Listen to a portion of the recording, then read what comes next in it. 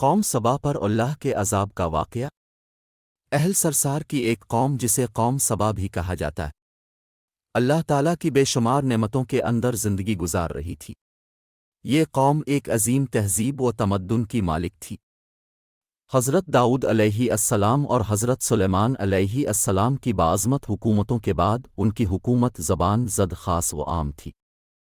کہا جاتا ہے کہ یہ لوگ گندم کے مغز سے آٹا پس کر روٹیاں پکاتے تھے، لیکن اس کے برعکس وہ اس قدر اسراف کرنے والے اور ناشکرے تھے کہ انہی روٹیوں کے ساتھ بچوں کا پاخانہ صاف کرتے تھے۔ بعد ازاں ان آلودہ روٹیوں کو اکٹھا کرنے سے ایک پہاڑ بن گیا تھا۔ پھر ایک صالح شخص نے وہاں سے گزرتے ہوئے ایک عورت کو دیکھا جو روٹی کے ساتھ بچے کے پاخانے کے مقام کو صاف کر رہی تھی۔ اس شخص نے عورت سے کہا، تیرے اوپر افسوس، خدا سے ڈر، کہیں ایسا نہ ہو کہ خدا تیرے اوپر اپنا غضب ڈھائے اور تجھ سے اپنی نعمت چھین لے۔ اس عورت نے جواب میں مذاق اڑایا اور مغرورانہ انداز میں کہا، جاؤ جاؤ، گویا کہ مجھے بھوک سے ڈرا رہے ہو۔ جب تک سرسار جاری ہے مجھے بھوک سے کسی قسم کا کوئی خوف نہیں ہے۔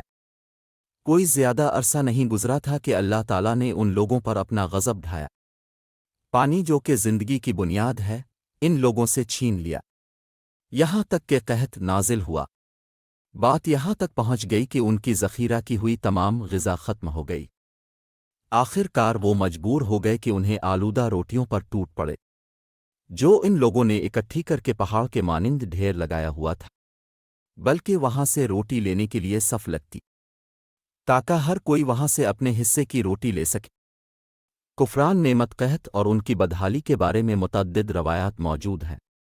سورہ نحل کی آیت نمبر 112 اور 113 میں یوں ارشاد ہوتا ہے، اور اللہ نے اس بستی کی بھی مثال بیان کی ہے جو محفوظ اور مطمئن تھی، اس کا رزق ہر طرف سے باقاعدہ آ رہا تھا، لیکن اس بستی کے رہنے والوں نے اللہ کی نعمتوں کا انکار کیا تو خدا نے انہیں بھوک اور پیاس کا مزہ چکھایا، صرف ان کے ان اعمال کی بنا پر کہ جو وہ انجام دے رہے تھے، اور یقیناً ان کے پاس رسول آیا تو ان لوگوں نے ان کو جھٹلایا، تو پھر ان تک عذاب آ پہنچا کہ یہ سب ظلم کرنے والے تھے۔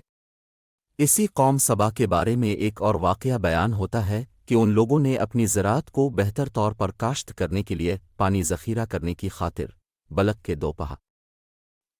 دو پہاڑوں کے درمیان ایک بہت بڑا بند معرب تعمیر کیا ہوا تھا۔ سوراخ اور دوسرے پہاڑوں سے گزرا ہوا پانی اس بند میں یا کر وافر مقدار میں جمع ہو جاتا تھا۔ قوم سبا نے اس پانی سے صحیح طور پر استفادہ کرتے ہوئے وسیع و عریض اور بہت سے خوبصورت باغات لگائے اور کھیتی باڑی کو رونق بخشی۔ ان باغات کے درختوں کی شاخیں اس قدر پھلوں سے لدی ہوئی ہوتی تھیں کہ کہتے ہیں کہ اگر کوئی شخص سر پر ٹوکری رکھ کر ان کے نیچے سے گزرتا تو پھل خود بخود ٹوکری میں گرنا شروع ہو جاتے اور قلیل مدت میں ٹوکری تازہ پھلوں سے بھر جاتی۔ لیکن نعمتوں کی کثرت نے انہیں شکر کرنے کے بجائے سرمست اور غافل کر دیا تھا، یہاں تک کہ ان کے درمیان بہت بڑا طبقاتی نظام وجود میں آ چکا تھا۔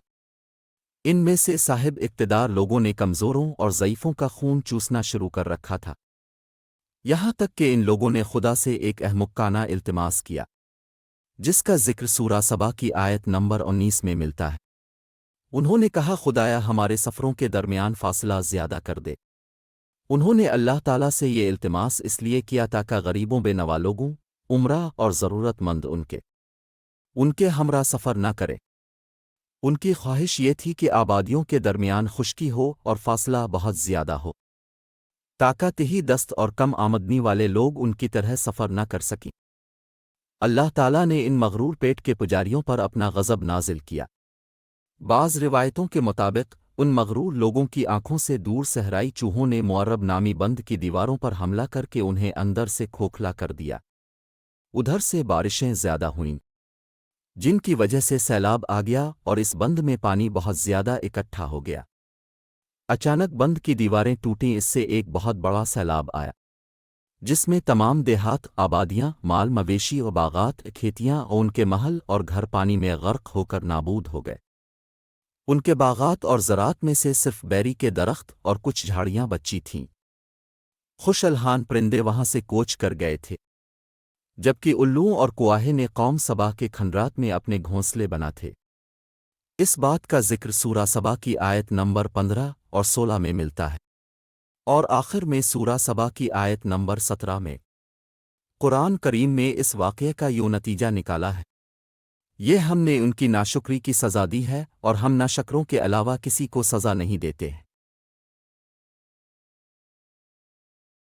اس طرح کے سبق آموز قصے کہانیاں اسلامی واقعات دیکھنے اور سننے کے لیے ہمارا چینل ببو گوشا ٹی وی کو لائک کریں، چینل کو سبسکرائب کریں اور گھنٹی کے نشان کو ضرور دبا دیں۔ شکریہ۔